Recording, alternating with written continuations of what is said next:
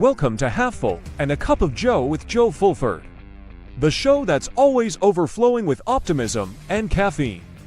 Joe's got his game face on and his coffee cup full, ready to dive into the world of football. From the Florida Gators to the Tampa Bay Buccaneers and beyond to college and NFL football, Joe's got the analysis, the insights, and the passion to get you pumped up and ready for the game. So sit back, relax, and fill up your cup with Joe. And now from West Des Moines, Iowa, here is Joe Fulford.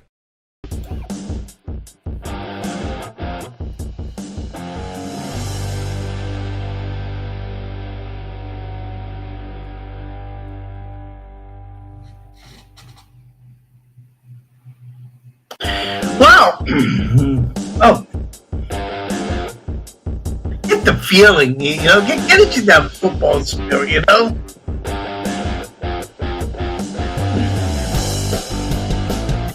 Always good to join you on a beautiful Thursday night in beautiful West Des Moines, Iowa. Weather's pretty nice here right now.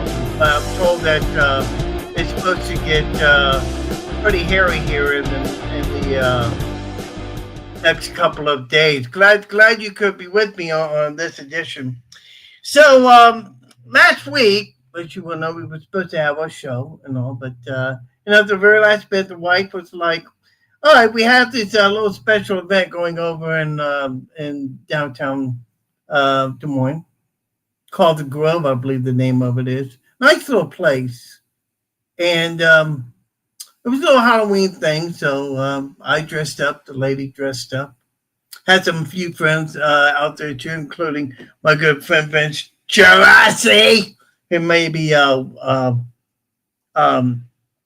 watching us tonight, but glad you could make it. It was kind of an interesting week last week. Of course, by now, that Billy Napier out as head coach of the Florida Gators. And, we've had a couple of weeks to digest that. And as we have digested and watched the Florida Gators play against Texas A&M, and then Texas A&M was the game, then Napier gets fired. Then last week they played against Georgia. And as I was watching that game, I came away with a couple of things. Obviously, the Gators had lost. They had a chance. They had a crappy last-minute call against them. And, as I'm watching it, I'm kind of left miffed by it. Because I thought I was supposed to see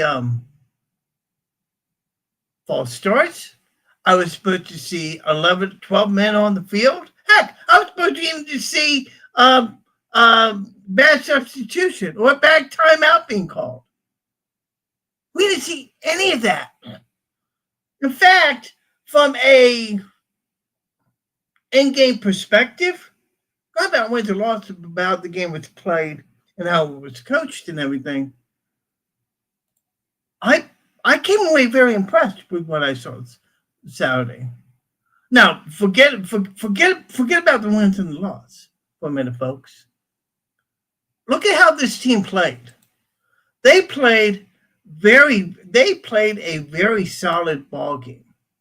And when you look back and you see the game, yes, there were some things that could have been worked on. DJ Lagway continues to improve, but he still was not able to play the game that they wanted him to play. I'm trying to bring up the stats here. By the way, Ron Brown of SEC Inside Sports is supposed to join me here in just a few minutes, and I want to bring up the box score and give you some numbers. First, from a team perspective, Gators had 16 first down. Georgia had 21.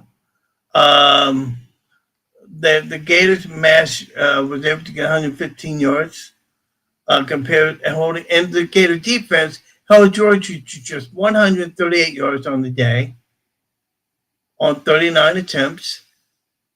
The quarterback was able to amass 223 yards through the air, 20 to 29 yards, one interception. DJ Lagway had 166 yards, 15 of 24. 11.1 yards per average. Total yards, 361 to 281. 5 punts for the Gators, 6 punts for Georgia. But here's what's interesting, individual stats. We said 15-24, 466. Jaden Ball was 15 of 7. Jaden Ball rushed 15 for 72 yards. Last year he had 100 yards against the Georgia Bulldogs. So he got his yards. But here's where they got killed. Here's where the Gators got killed in the game, and I need to find it here. Third down conversions.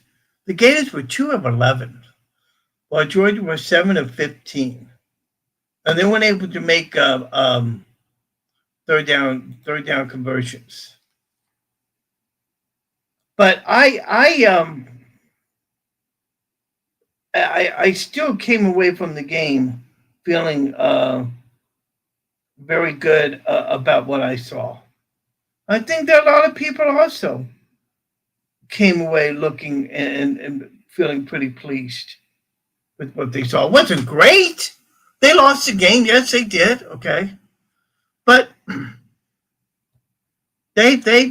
I applaud them. You know, I applaud them for the effort. I applaud them for the coaching. They did a great. I thought that the coaching staff really coached up a great game. I thought they really. I thought the coaching staff did a great job, but still, it was a loss. And now we continue to hear that the same thing over and over. Lane Kiffin in Lane Train, and a lot of people wondering whether or not he's going to be making his way to Florida. We don't know what's happening right now with that. Obviously, when Ron Brown of SEC Inside Sports joins us in just a few minutes, hopefully we'll get an update on that. Of course, my Gator specialty drink. But I think that for the first time, and Billy Gonzalez gave a press conference yesterday, and when he talked about what's happening with the team, he made it clear that this team is very energized and they're ready to play. The two quarterbacks had a great day, and as I'm listening to that press conference, some reporter made the comment about DJ not having a full year with the practice. And, that's the key to all this, folks. DJ was injured most of the offseason, wasn't able to get the practices that he needed. And we're seeing the results of that on the field now, and DJ just now getting back into the groove of things. So for those that don't think that the offseason is not important, think again, because DJ Lagway is a perfect example of that. When you don't have those practices in the offseason, when you don't have those reps in the offseason, everybody thinks, hey, everything's going to be great once he comes back. Well, no, it wasn't. With all those injuries that happened, it took him a lot of time to recover. And now we're just seeing him getting back and playing pretty well.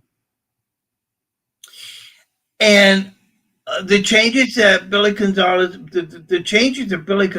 has made to this team, especially with Ryan O'Hara going up into the quarterback, going into the box, having one of the other coaches on the sideline. I forget whose name is. Watch Ron Brown embarrass me and tell me who it is. Um, it's like, all of a sudden for DJ the light is starting to turn on.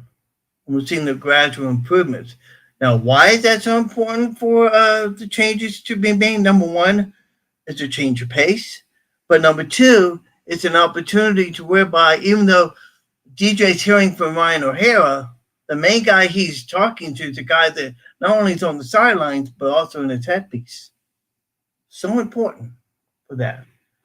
And those changes we saw evident. The only thing, let's see officials. I was I was so mad at the officials with the way they called this game. Okay, because we saw some very questionable calls. The Sturdivant play, I don't know. Ron Brown, he's sitting in the green room right now. Ron, please, for the love of God, please put down the donut, okay? Good Lord of mercy. Let's bring Ron Brown into the conversation. And Ronnie, wait, hang on. As I try to bring you in, there he is. As I bring you in, hi there, buddy. How are you? Doing great. Yeah, Whoops. Yeah. Yeah, I'm trying to do something here, and let me put you on full screen. Go ahead. You saw the catch, the Michael Sturdivant catch in the game. Do you think he caught it? I mean, no, and I think we can go back and do forensic officiating, and over time we would find a lot of cases where that was ruled a catch. But and again, you look at it from so many angles that it just looked like the crown of the football hit the ground. But I mean, yeah, if they didn't call it, I've always been told, and I believe it. If they didn't call it, it never happened. So it's frustrating as it is, but I can hear you. Yeah, Florida was playing relaxed and having fun. Florida has been, those players have been miserable, and you're talking about DJ Lagway's development. Think about this. Look what all he missed, because what he missed was, I mean, when you miss that much time, throwing with your receivers and just the mat drills and all the stuff he missed with injuries and stuff, he was basically 3 weeks before the season ready to go. So he was far back. You're starting to see him look better now, I think, just from talking with Roman Harper and Pete Cordelli and Ellis Johnson, all these guys that have coached and played and won national championships in some cases, that know the quarterback position. It's like you showed up to class the last 3 weeks of the semester. Yeah, I mean, it's a big people act like it's no big deal. He can just show up. It's not. And you get a healthy DJ Lagway out there for Florida in the future, that is a big deal. But it just it didn't happen this year. And the offensive line, everything has been out of sync all year. You can tell that. That program inside out. Oh my, yeah. I mean, it's like, and by the way, Ron Brown of SEC Sports Sideline joins us on this edition of Half Full Cup of Joe. Thanks for joining me, by the way. Appreciate it. Sure. It was, I throughout the course of the season, everybody's been talking about how DJ missing the off season was a bad thing for the Gators, that he couldn't do it, that he would be not have a good year and everything. And I'm like, and I was like an average person. I mean, I understand the injuries, but football is football. It's like, I always figure it's like riding a bicycle. Once you get off, it should be easy to get back on, but not in this case, and especially not DJ Lagway. And what we are seeing now is just how important that offseason really is if you want to be a good player in college football or the National Football League for that matter. Yeah, you can't. I mean, I live in Memphis. We're surrounded by farmland. I mean, you fly into Memphis; it's the largest small town in America. In the first week of February, when duck season ends, the South Africans fly back over and they start getting ready to plant. And then they start planting, in March and April. But there's so much preparation just to do that. You don't just show up the week of the Masters, 2 weeks before the Masters at Augusta National. Man, we need to cut those greens, man. That grass is about 3 feet tall. They work on it year round. And DJ Lagway he basically missed, 75% of the preparation. Oh my God. The season. So look at the quarterbacks in the preseason that were getting all the attention. Arch Manning, he was anointed. Yes, he was. And in the eyes of a lot of the media, he was born on third base and thought he hit a triple. It's not that easy. And then you look you look at Lenora Sellers, Ellis Johnson, longtime coach in the Southeastern Conference, defensive coordinator, head coach. He's won a national championship at Alabama, played for one at Auburn, knows a thing or two. He said, I worry about Lenora Sellers handling the pressure of being the man. He was the quarterback last year. Look what happened there. Look at DJ Lagway. Again, we just talked about him. I'm just sitting there looking at all these quarterbacks. Jaden Ott, that running back from Cal that came in. Yes. Oklahoma. Yes. He hadn't done a damn thing this year. You know why? He's told him, I'll let you know when I'm ready. I'm just not ready yet. Well, I'll tell you what, they paid him a lot of money to come. That's one of the problems with college football. You've got the tail wagging the dog. You pay a guy money, you're expected to fulfill your part of the contract. And think about Fernando Mendoza, the quarterback at Indiana that came from Cal. They had Jaden Ott, Fernando Mendoza. Look, people that say that Cal and Stanford are done are crazy. Stanford has more money in their athletic endowment than most schools in America have in their total endowment. They just got $50 million. They got a $50 million check this week given to athletic director Oliver Luck. And the guy said, go fix the football program. I think there'll be more than one person do that. If Stanford wants to get serious about football, they can have a total eclipse of the rest of college football. Oh yeah, sure. Look at South Florida. Look what they're doing. Alec Golesh. Tonight they're playing UTSA. They just got 2 defensive scores within the first 5 minutes of the first quarter. They're up 14-0 on South Florida. You look at what they're doing. They're building look at South Florida. Look what they're doing. They're building their own stadium, on campus stadium right now. They've got a beautiful inside facility that looks a lot like Florida's.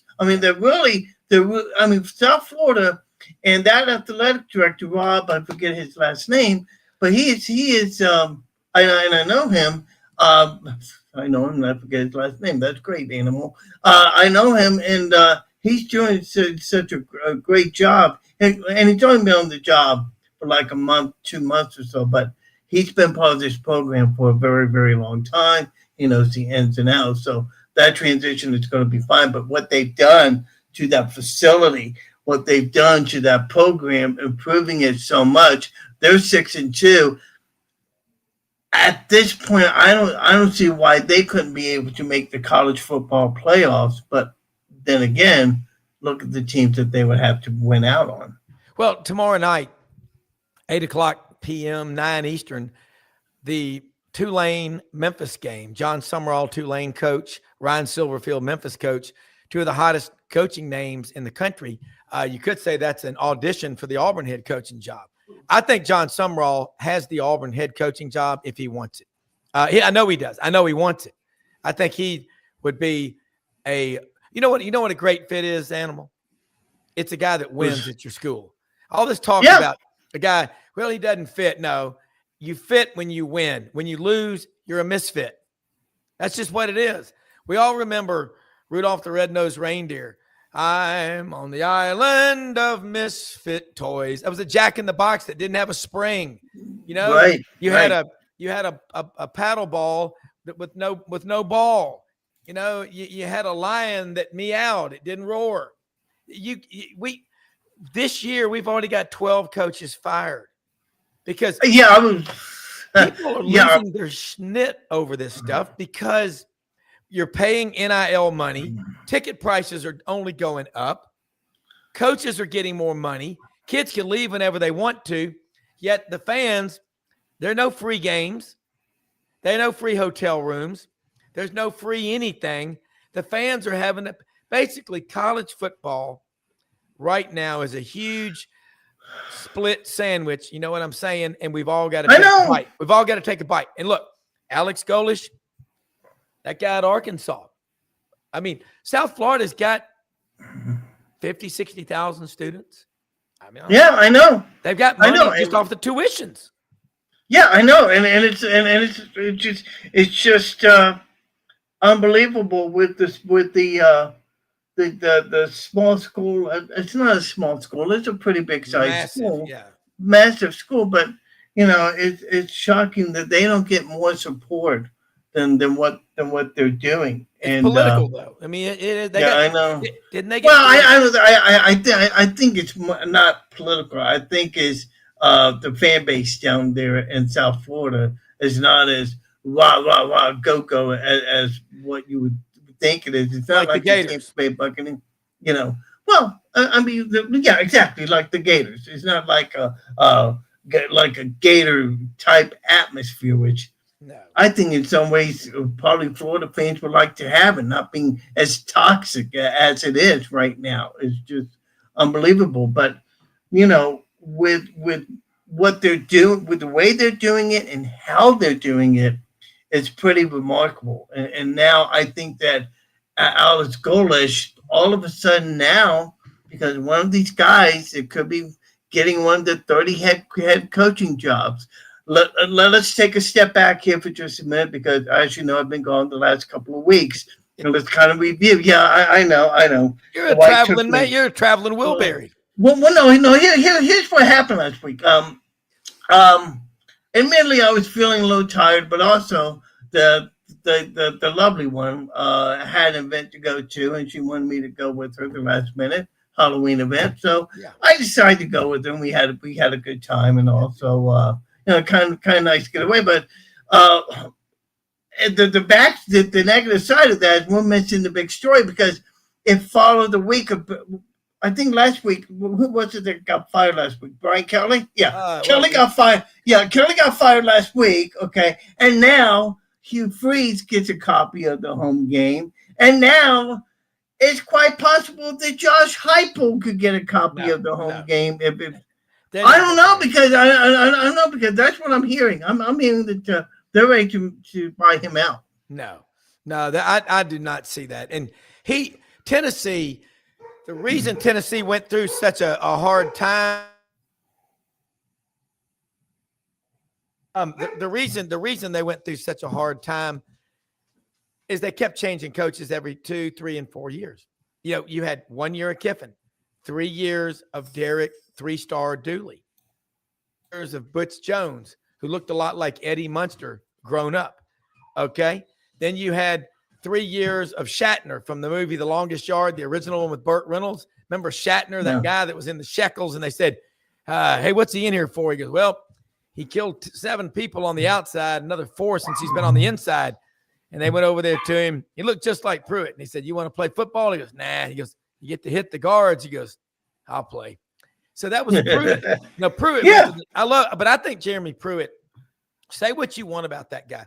I think he's the greatest defensive coordinator alive today in college. I do too, yeah. And I'd hire him. My wife is a Tennessee Vol for life. I'd hire Pruitt, and I'm going to tell you something. He went to the Joe Stalin School of Charm and Wit and Grace, but damn, that guy can recruit and he can coach. And you want to know why Georgia football is better now? When he was at Georgia in 14 and 15, he raised all kind of hell and said, y'all aren't tough enough. You're not man enough to win this league and to dominate. And that ruffled a lot of feathers at Georgia, a lot. And some of the big profile guys like Aaron Murray, David Pollock came out and went after Pruitt. But look at Georgia football now. Look at them. They're tough. They play a full 60, and they're just, you know what? I picked them to play Bama for the SEC championship this year. I picked Bama to beat them the first time, but I said Georgia would win the rematch in Atlanta. One of the best quarterbacks in college football. He's not the flashiest. He doesn't have the stats. I'll take Gunnar Stockton in a barroom brawl with anybody. That guy's a badass. And so is Ty Simpson at Alabama. Wow. Stockton played such a good game, and I was going over his numbers earlier, and I won't bring it back up here for you. 20 of 29 for 223 yards, 2 touchdowns in the game. He was sacked twice, but still, that kid was able to stay back in the pocket and take the hits. Was really, really, pretty remarkable at what he did. Mm-hmm. Let's get back to Florida and the game itself, because I was very impressed with the way Florida hung in there against a very good Georgia, but not a great Georgia team. But yet they still hung with them in there neck and neck. Yeah. The one thing I liked about, and I talked about in my opening monologue, was the fact that we didn't see no 12 men on the field. No. We didn't see a stupid timeout being called. Yep. Basically, more or less, from a coaching standpoint, if you're looking at it from a coaching perspective, I thought the coaching of the game, I was left very impressed by what Billy Gonzalez did. Forget about the wins and loss. Yeah. It's the coaching. I was very impressed with it. Well, look, Florida under Billy Napier was walking around, as my wife Audrey says, waiting for the other shoe to drop. Okay, they were not having fun. We all know Billy Napier's a good guy. I'm sure he goes to church and sits on the front row, and he's a good dad. All that stuff's great, but that's not why he was brought to the University of Florida. He's brought to the University of Florida to win football games and to count 11 players on the field at one time. You got to do. Billy Gonzalez looked like he was having fun in Florida. Yes, he did. I had Florida to win 28-26, and I damn near hit that one. That you did, yeah. That was close, but close doesn't win anything except horseshoes and hand grenades. But there you go. You go back and look. Hold on, Bigfoot. Go ahead. Okay, but it's interesting. I looked at Florida. They just looked like they were insane. Now they go to Kentucky. Florida's going to win at Kentucky. They're going to win. I do too. Yeah. Now they got to go play at Ole Miss. You got Florida's had a lot of injuries this year. Missouri is on their third quarterback. The first game of the year against University of Central Arkansas, Thursday, August 28th, starting QB goes down. Bo Pribula was going to be the starter anyway. Then he gets hurt. Now they're on their third quarterback. Keep an eye on Eli Drinkowitz, man. I don't know if he's going to leave Missouri or not and go to Florida. I know one thing. All this talk about Kiffin to Florida is raising more money than Ole Miss has raised in 3 years. And that's because the last time Kiffin was flirting with Auburn, they raised a ton of money. They've raised in the last week over $30 million just from 2 donors at Ole Miss. But the guy that's fueling the story about Florida, 6 years, 10 years, guaranteed $13.5 million.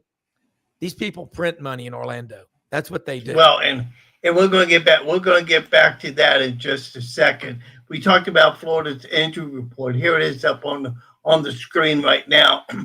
Guys like Eugene Wilson, Trayon Webb, Dallas Wilson, Ty Jackson, Grayson Howard, L.J. McCray on defense, Aaron Gates, Michael Caraway, Jacoby Jackson, Deshaun Johnson, Taylor Spierto, and Javison Toombs. Those are guys that's going to be out for the game this coming Saturday.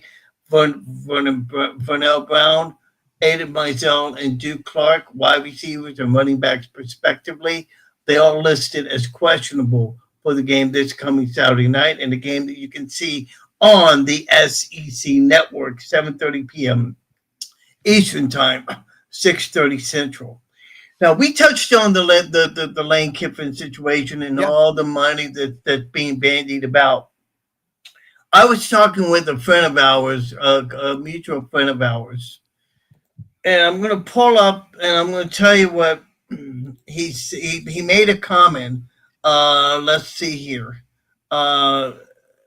That, with all these rumors, but bottom line is with all these rumors that are happening, he made it let it be known. This is Jimmy Sexton, the agent that's fueling the fire on all this, all these Lane Kiffin rumors.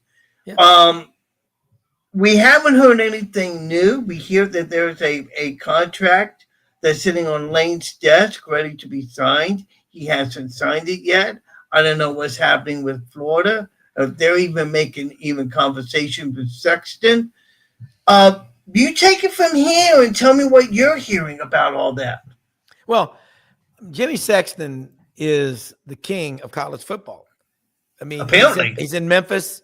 Kyle Rote Jr. hired him years ago when he was a team manager, a football manager at Tennessee. He was a suite mate with legendary defensive lineman, Hall of Famer Reggie White. And that's what opened up the doors for Sexton. He was with the Memphis Showboats in the USFL. And that's what got Jimmy Sexton into this agent game. It's almost like collusion. 11 of the 14 SEC schools had Sexton, their head coach, as the agent. But I think with Lane Kiffin, nothing leaks in this stuff. Nothing leaks. Every now and then you get some real information. Just like I'm just going to say right now, if Auburn offers the head coaching job to John Summerall, he takes it. If yes. Lane Kiffin is offered the job from Florida, I don't know if he wants to go to LSU. He does like Florida. But here's the different thing about college football nowadays. With the portal and the NIL, you can win anywhere right away. If 10 years ago, Joe, if you and I and Lauren Meadows and Buddy Martin and Brendan Martin are all in a bar, and I say, in November of 2025, when the college football playoff rankings come out, Indiana, Vanderbilt, and Texas Tech are all going to be in the hunt for the 12-team CFP. You probably would have told the bartender to cut me off or quit sniffing glue or old bicycle tire air. That's the world we live in right now. You're either keeping up with the times or you're falling behind the times. I don't like NIL. I detest its very existence because I know if you feed people, if you pay people on Monday, they're not going to be on the job Thursday and Friday morning. That's just how the world works. And we're thinking that these 18, 19, 20-year-old kids, it's not going to affect them. We're crazy. So the free market will work this stuff out. Right now, you got people spending money on NIL. You got people willing to personally guarantee Lane Kiffin 6 or 10 years to come to Florida. Well, they'll only do that a few times. I'm not against the players making money. It's how they're paid. But worse than NIL is not the problem. It's the portal. You pay a kid a contract, and he can just leave when he wants to. They want to be treated like professionals. Then treat them like professionals. Hold their ass to the fire on these contracts. Yes. Put teeth in them and quit letting the tail wag the dog. That's the problem. I agree. You're not saying anything there. You're not saying anything. No, you're not saying anything that's different. In fact, it's like, you're going to sign to play with the school. You're going to sign these NIL contracts. Honor those contracts. Don't be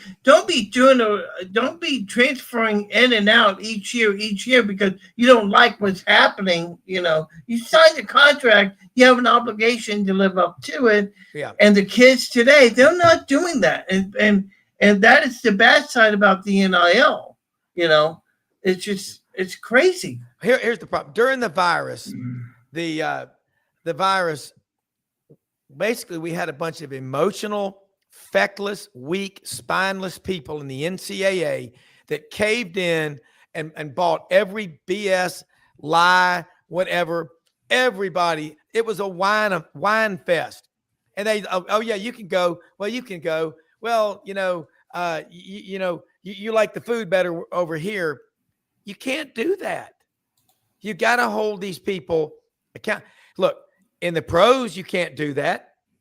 You can't just come and go when you want to. and there's contracts.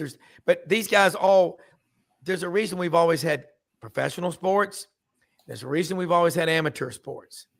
It's the way it's always been. And these geniuses, I use that term loosely, they're basically suckers.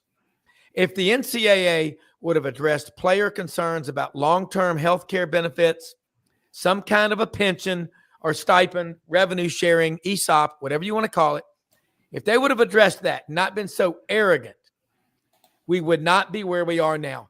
Instead, we allowed a bunch of activist attorneys in California with Ed O'Bannon, a UCLA basketball player who got his feelings hurt because somebody had his image on a video game. They should have addressed it, had a deal, and said, this is what you get. You sign up in the Army or the Marine Corps, your ass belongs to them for 3 or 4 years in that contract, unless they send you home because you're not tough enough. But that's their call. You know, we've always had players transfer. That's been going on since the beginning of time. But transferring anytime, remember what the old rule was. You wanted to go from Florida to Florida State, not in the same conference, you had to sit a year. If you wanted to go from Florida to Georgia, unless the head football coach signed off on it, you had to sit for 2 years. That's why we built teams. It's how we did it. And the NCAA is the worst run organization in sports when it comes to college football. Now, they're good at putting on a college basketball tournament, but they're spineless and feckless and leaderless, allowing kids to transfer. You remember Justin Fields, the Georgia quarterback out of Kennesaw, Georgia? He started this stuff. I want to go to Ohio State because Jake Fromm was the quarterback at Georgia. Well, son, you'll have to sit a year. And all they do, they just go have they'll go get a pout face, and they hold their breath until they turn blue, until they get their way, and people are giving in to them. What do you think is going to happen? If you are enabling them to do this, they're going to keep doing it. If you put your foot down and say, you're not doing that. You know, why did Nick Saban have so much success in the 17 years he was at Alabama? We all know everybody was paying players. It wasn't out in the open, but we knew it was going on. He recruited a certain type of player. My friend Pete Cordelli was at Notre Dame with Lou Holtz for 5 years. They did something called position-specific recruiting. In 4 years, they did that system. They signed 100 players, exactly 100. 41 of them were NFL draft picks. Another 7 were free agents. That's 48%. I know. Alabama, they have a model that Coach Saban used. It was you either fit the criteria or you didn't. And you know what? There's just we got to have standards. You can't just because the guy's a good athlete. Hey, I'll tell you the program that's lighting us on fire. Barton Simmons, 15 years at Rivals.com, the recruiting guru, okay? What they do at Vanderbilt, I told people this when they brought him in 4 years ago. I said, that's going to be a game changer. He's a high school teammate at MBA in Nashville with Clark Lee. Barton was an all-Ivy League safety at Yale. Pretty smart guy, okay? Football and the academics at Yale. They go in there and they say, sometimes a kid that's a 4 or 5 star, the athletic ability doesn't jive with the academic. You know, you're at a school like Vanderbilt, you will have to go to class. I know that's kind of a novel concept in today's world. I know. I always ask our interns and different people, do they ever see the student athletes on campus, the football players, going to class? Well, look, we've created all these new categories during the virus. Curbside pickup. Get out of your car and go get your food. You know, you've got half the parking lot is all these special things.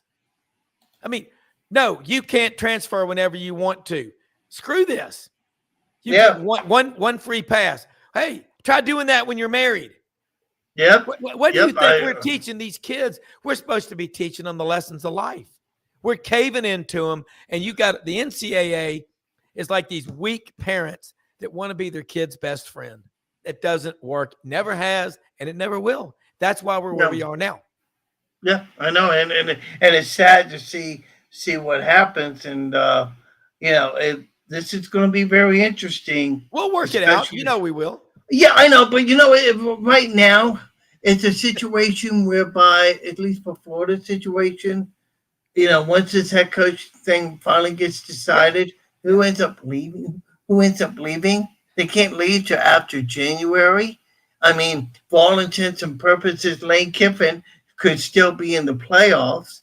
Speaking of the playoffs, let me switch subjects here, Yeah. if I can, because this week the college football released its first bracket, and I'm going to pull it up here for these people here so they can see it here if I can. Hang on. Let me do this. Let's see here. With my share screen thing. There we go. Okay, so CFP this is rankings are cool. right. These are the rankings as we have it right now. Clemson will be if the college football season ended today. That's last year. Oh, it is last year, isn't it? Yeah. Oh, dadgummit. Okay, I bet Clemson people are going, man, this season never happened, did it? Yeah, I pulled up the wrong thing. Let me find the right one. I'll pull up in just a minute. But I did see him. Go ahead. Indiana's number 2. Ohio State number 1.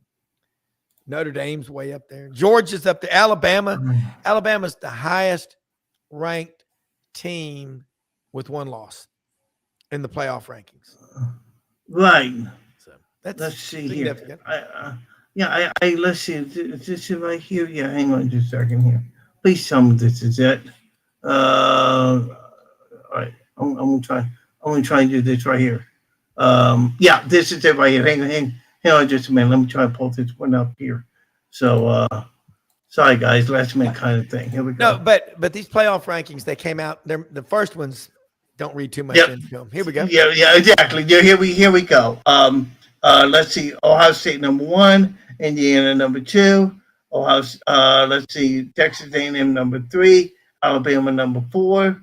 If Georgia would be playing Memphis, Oregon playing Texas Tech, Virginia would be playing Ole Miss, Notre Dame would be playing BYU. As you look at this, is there anything that throws anything out at you that says, "Wow, that's surprising"?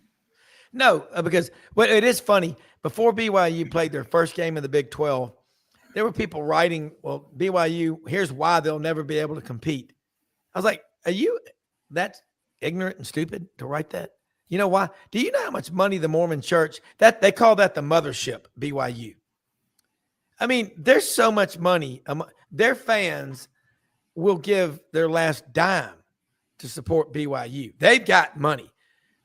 Texas Tech. Cody Campbell sold his company for $4.5 billion.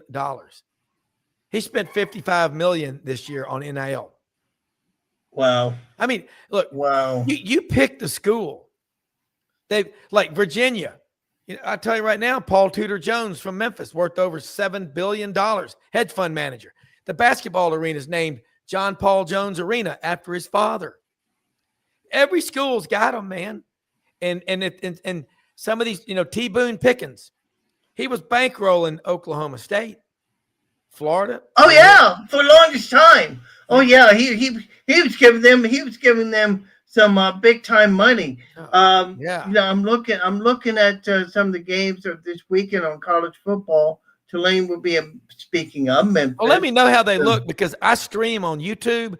So unless my neighbors have the blinds pulled up, I won't be able to see any games. We have. Let me do this. Let me do this first. Please, let me do this first, okay? Let's talk about some of the games coming on this weekend. Tulane will be at Memphis.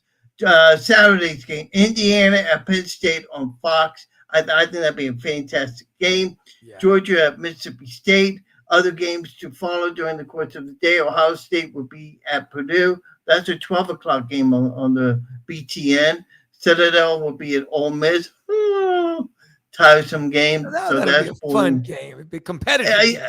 Until kickoff. Hey, Auburn at Vanderbilt, 3 o'clock on the SEC Network. That might be a very good game to watch. 23 at Wisconsin. Wake Forest. No, Washington will be at Wisconsin. Florida State will be at Clemson. More on Dabo Swinney in just a minute. LSU will be at number 4 Alabama. Florida be at Kentucky on the SEC network.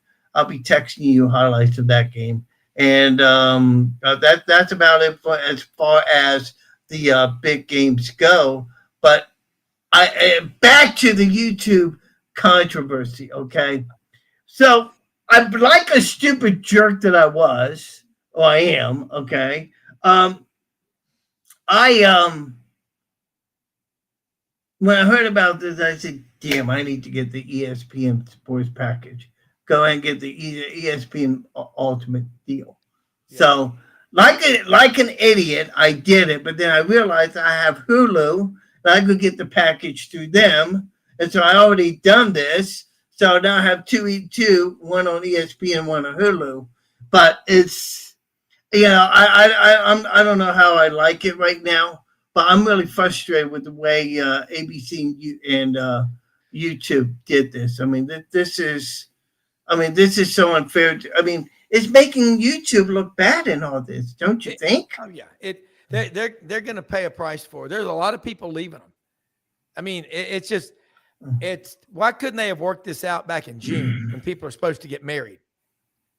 But then we got people who have weddings during college football season. Well, you know why? You know why they did this? Because they would have leverage and they would hold them high. Exactly. They would put YouTube on the spot and make them look like, okay, well, guys, you're not going to do this. You're not going to cancel us. You would have more. And ABC, granted, ABC's smart by doing this, but I think it's bad business practice to do this on them the last minute. But I don't know who to blame in all this. But one thing I do know, ABC suckered us by doing that, so they could buy their ultimate package. And it's just, it just drives me nuts. And the fans are furious. I mean, people are. Oh, there's a national revolt underway, but you're talking about Florida. Get it right. And the guy that's the right fit is the guy that wins and the guy that can count. Yeah. You know what? It's so true. How many sips of wine do you have to take from a bottle to know if it's a good bottle? Honestly, your first year with Utah and the way that season went, that portended everything you've seen the last 3 years on top of that first year. Nothing changed. Yeah, but exactly nothing's changed. But you would think that after year one, you would implement change to make it better. It's like it doesn't come out right the first time. Change the ingredients, make it better. They never did. Billy Napier, and I love the guy, I really do. But he's a good guy. He's a good guy. But he would never make the changes that needed to be made, and it costed him. Just like Dan Mullen. He wouldn't change his approach to the offense. He wouldn't change his way of thinking on recruiting, and it costed them. And now, all of a sudden, they're in this position now where they have an interim head coach in Billy Gonzalez, who could very well be the new head coach of the Florida Gators. Because and let me explain why before people start saying that you're crazy. What they want to say, well, I think for the upper Scott Strickland and the people, I think they want to see how good can this team be, not just competitively, but from a coaching perspective. How good can they be coached by this team that they have? Okay, and here's my thinking is that if this product and these changes become decent, I think I would say maybe we should just hold the brakes on Lane Kiffin and let's take a pause here and see what we're doing here. Now, if things don't work out, if they end up losing 3 of the next 5 games, okay, I can see them going after Lane Kiffin. I could see them going after a Jed Fish.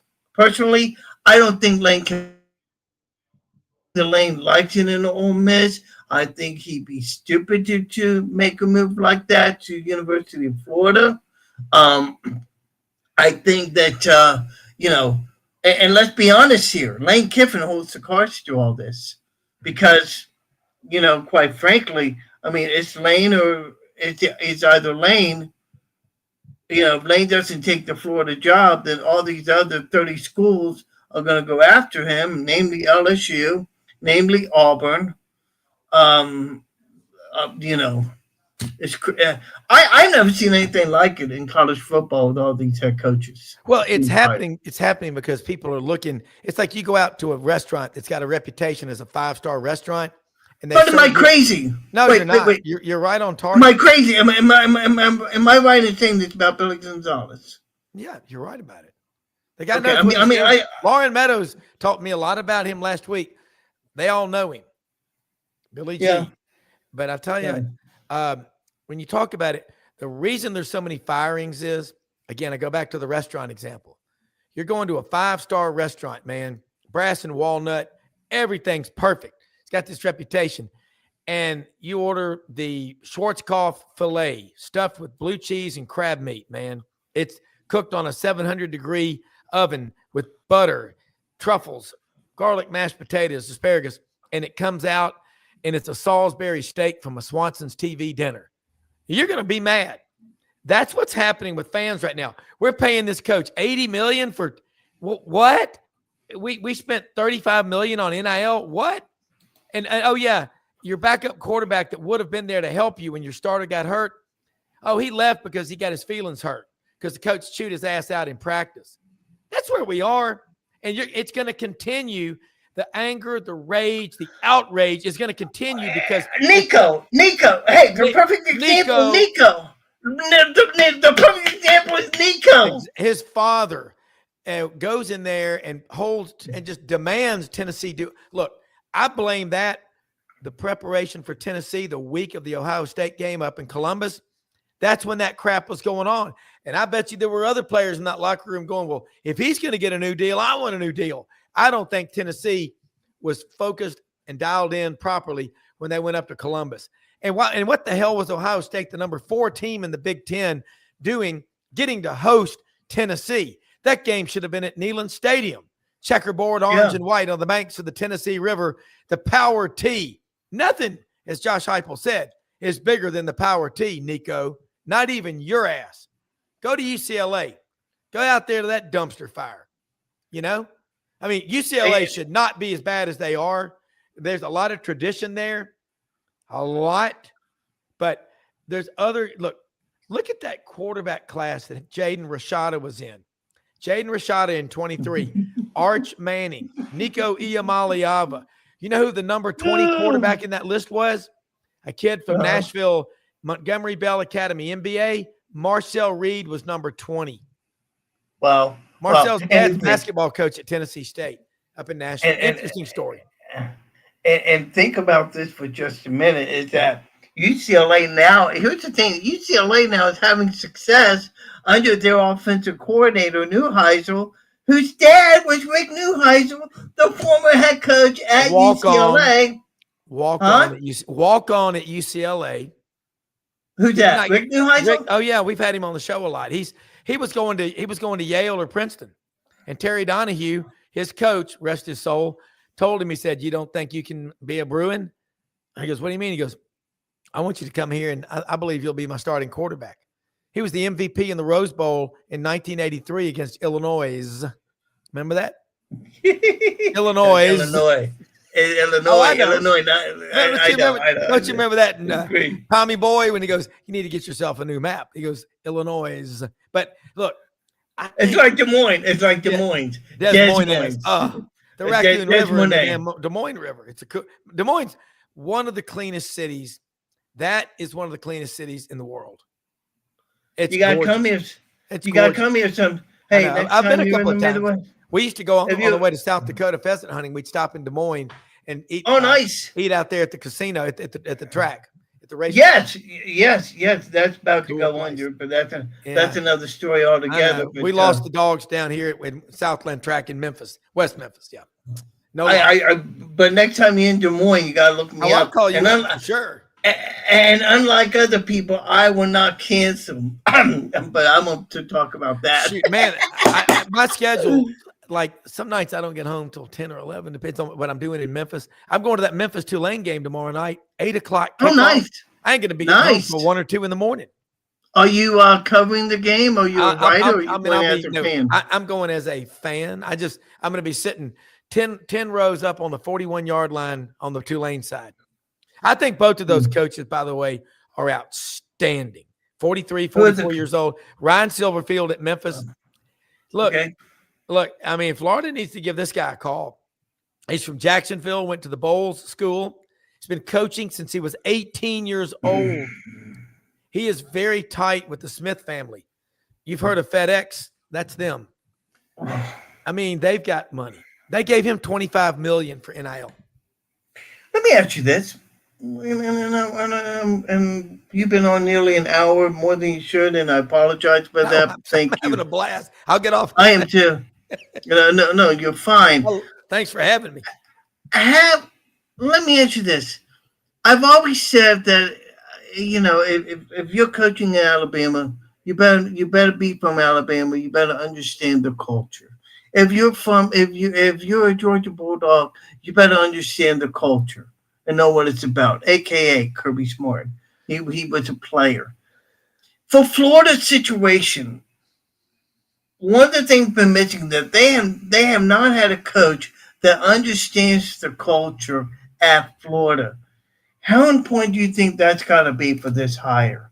Or are they even considering it? You don't have to be from Alabama to coach at Auburn or Alabama, but you better know how important football is.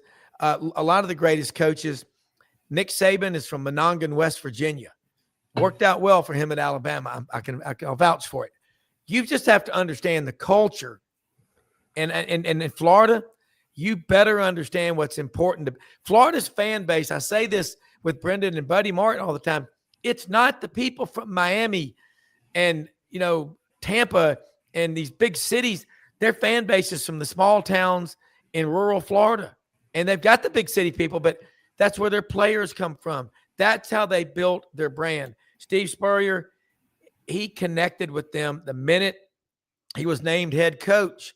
Talk to Shane Matthews sometimes. Man, Shane will just, your head will be spinning. Oh, I know. Look at Kerwin Bell, the throw-in Mayo from Mayo, Florida, tobacco country. That was a town of about 2,500 people with 3 stoplights. You've got to get people that can identify with the ranking, just the Joe Six-Pack fan out there. You've got to fist bump them in the line, in the Gator Walk or the Tiger Walk or the Dog Walk. You've got to understand that most of your fans sacrifice a lot to get tickets to go to your games, and they live, in some cases, like it or not, vicariously through what you do, but you better connect with them. These are state universities. Open up practice. Open up the doors. Let people – it's their program. You want to be popular. People don't fire their stock. No, they fire their stockbroker when the market goes down. They don't fire their friend. You better learn that. If you're a coach, you better understand that you are coaching. It is a privilege that you have. It's an honor to be the coach at the University of Florida in this case. Don't be going around looking at your mobile banking app after a loss. You need to be upset. If the players are not visibly in tears after a loss, they're not going to get better, because the fans damn sure are. I'm looking on the website, and the website, Kerwin Bell is the Western Carolina head football coach. Western Carolina head football coach. The Catamounts. Yeah. The Catamounts. I didn't know that. I mean, last I heard that he was I think that if they're serious about hiring a good head coach, I don't know if the Kerwin Bell will be the right fit, but I think they need to start making his way down to Florida to be at least the offensive coordinator and groom him. Chief of staff for the football program. Yeah. General manager. Yeah.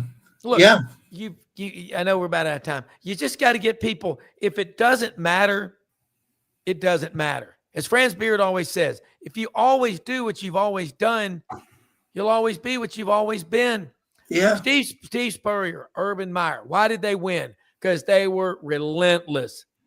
You ever seen a dog when he wants a piece of food off your table, bone. You ever seen two dogs fight? That's what you I got to know. have. You got to. Yeah. And I think Florida, just get it right. If it's Lane Kiffin, it's Lane Kiffin. If it's Eli Drinkowitz, so be it. But Florida's got the resources. They got the money. And you know what? Changing coaches every 3 or 4 years doesn't help your cause. It screwed up. No, it doesn't. Well, and that's why I go back. Auburn, look at the LSU. Cool. Well, and that's why I was trying to say, about Billy Napier. You can criticize Billy Napier all you want to, and his stubbornness, but if you keep changing coaches after 3 to 4 years, it's like the definition of insanity. You keep doing the same thing over and over and over again, and expect different results, and it's just not happening. So it's maybe no a guy different. like Lane Kiffin. Yeah. If Mississippi State, and we'll talk more about this in the near future. Let's say Mississippi State keeps the train rolling. Let's just say, for example, that Mississippi State, they keep the train rolling, and they keep winning games. Boxcar Willie? Does that sound become louder for me to come? Or does Florida say, well, this is taking way too long? Maybe we need to start looking in a different direction. Well, you can't wait too long, but if you got to wait long, Alabama waited to get Saban, and they sent Mal Moore to Miami, and they said, don't come back without him. They waited it out. Wow. They were stalking him, man. They were parked outside of his house. Yeah. I think that's what they're saying right now up in Florida. Get Lane Kiffin here, but it's somebody. I think they need to get. I think they need to get somebody. That's for sure. Make no mistake about. Hey, I'll come on anytime you ask me. I've got to get on another one now. But you probably got to get on Buddy's show, and that's fine. No, so I've just got to make a call back. But I'll tell you, you're right about this thing. How long do you wait? That's the question. Just go beat Kentucky. Just winning. You know what? Crops need? They need sunshine and rain. You know what a football program needs? They need wins. Yeah. I think you're right. I think hopefully they start winning. Maybe their Lane Kiffin starts to quiet down. I'm taking up more time than I needed to be. I love it. If you can join me next week, we're happy to have you on. Rob, thank you so much. I'll do it, man. Always an honor to be on here. Love being on the show. Thank you. Thank you, Rob. Rob Brown of SEC Sidelines joining me on this edition of Half Full and a Cup of Joe. Wow, South Florida. Okay. One of the things I didn't mention to Rob is about the scheduling with Florida and what they're playing. I mean, they deemed this one of the toughest schedules in all of football. And a lot of people were not really taking a look at South Florida. Well, South Florida is 6-2 on the year, and they're probably going to go 7-2. Because right now they're leading University of Texas San Antonio, or UTSA, 35-10.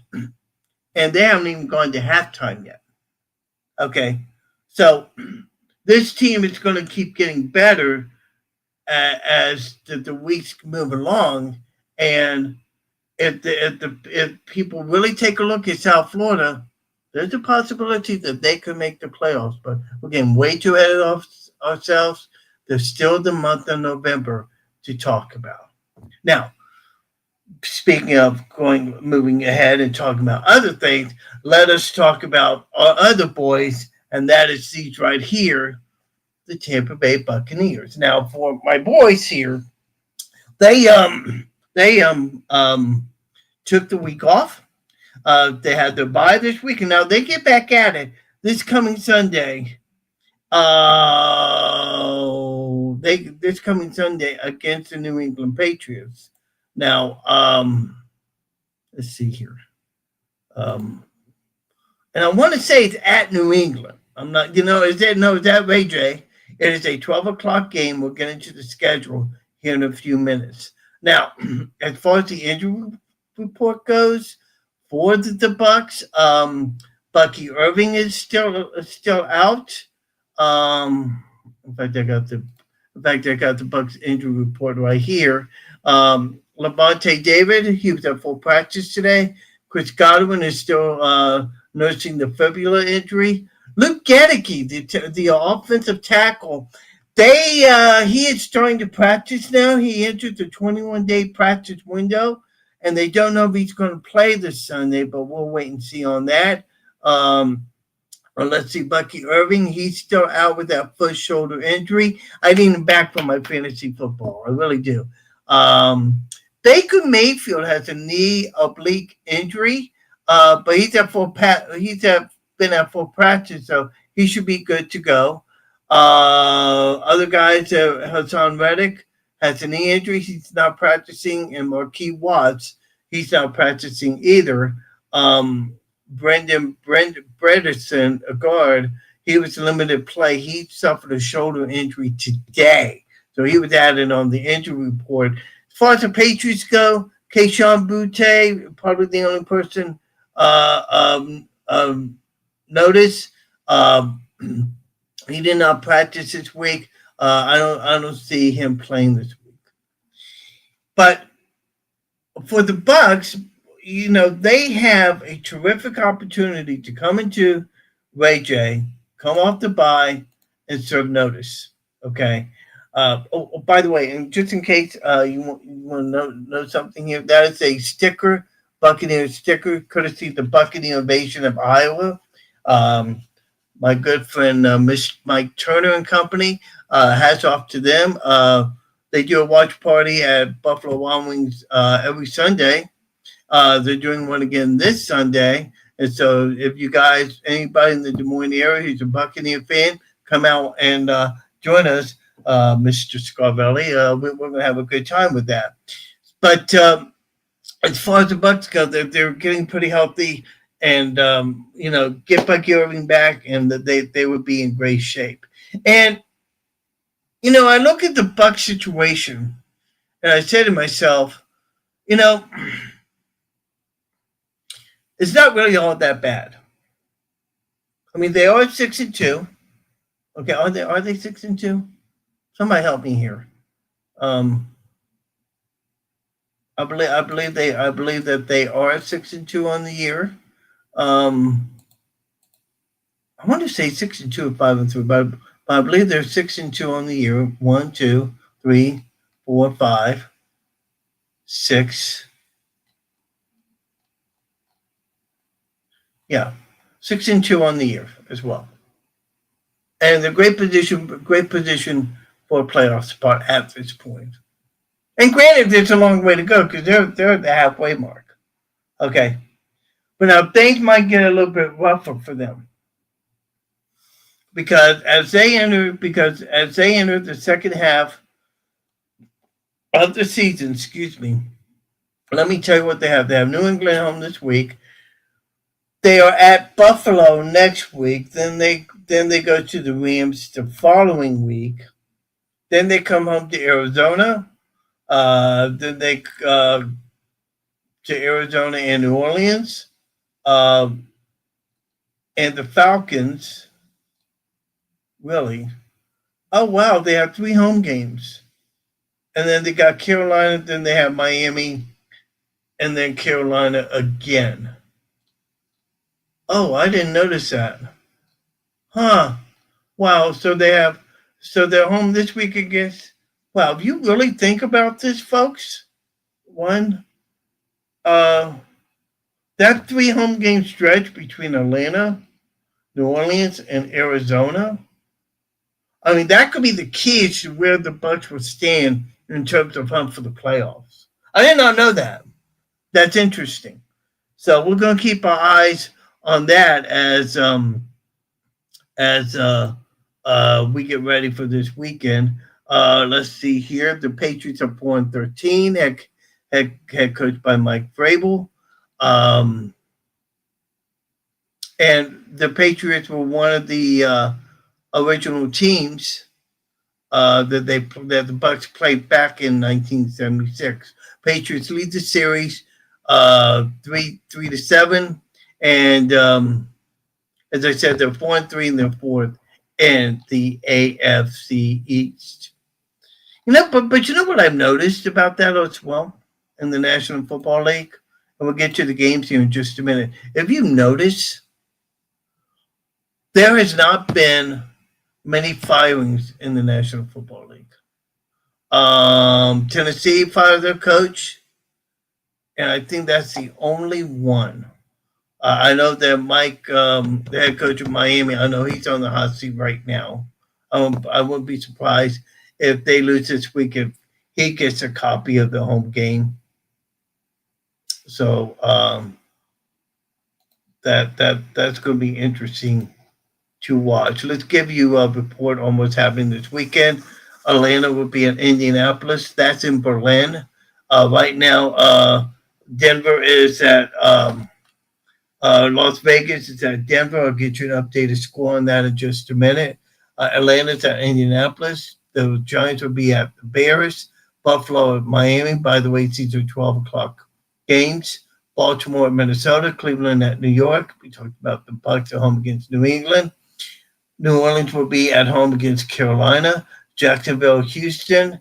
Those are all 12 o'clock games. There will be 3 o'clock games. Atlanta will be at Seattle. The Rams will be at San Francisco. Detroit will be at Washington. That could be a pretty interesting game. And then Pittsburgh will be at home. Pittsburgh will be on the road Sunday night against the LA Chargers. Monday night will be the Philadelphia Eagles taking on the Green Bay Packers. Ooh. By the way, Denver Raiders are up 7-0, and they have Denver pinned back to their own 1-yard line. I just saw something here, though. And I want to get it confirmed, but I don't think it's right. No, I don't think that was right. Okay. So, yeah. And by the way, next week, New York, the Patriots be at home next Thursday night to take on the Patriots. So that should be interesting. And so, as I said, Denver is down 7-0 against Vegas. And that is your weekly look at the National Football League. Well, I've had fun here tonight. I want to thank Ron Brown for joining me. I want to thank everybody that's watched my show tonight. Hope you had a lot of fun as well. We'll be back on next week, 7 p.m. Central Time. Hopefully you'll be able to join me. We'll dive into the Kentucky win with Rob, and hopefully Lauren Meadows will be able to join me as well and talk about other things related and give you an update on what's happening with the Fighting for the Gators. For everybody watching, thank you so much for joining me. Y'all have a great night. And as I always like to say, if you're not a Gator, you're going to be Gator bait. Good night, everybody. God bless. Go Gators and go Bucs. Good night. Thanks for joining Joe Fulford on Half Full and a Cup of Joe. Don't forget to tune in next time for more football talk, analysis, and fun. Follow us on social media to stay up to date on all things Half Full and a Cup of Joe. And remember, always keep your cup half full and your team spirit full. See you next time.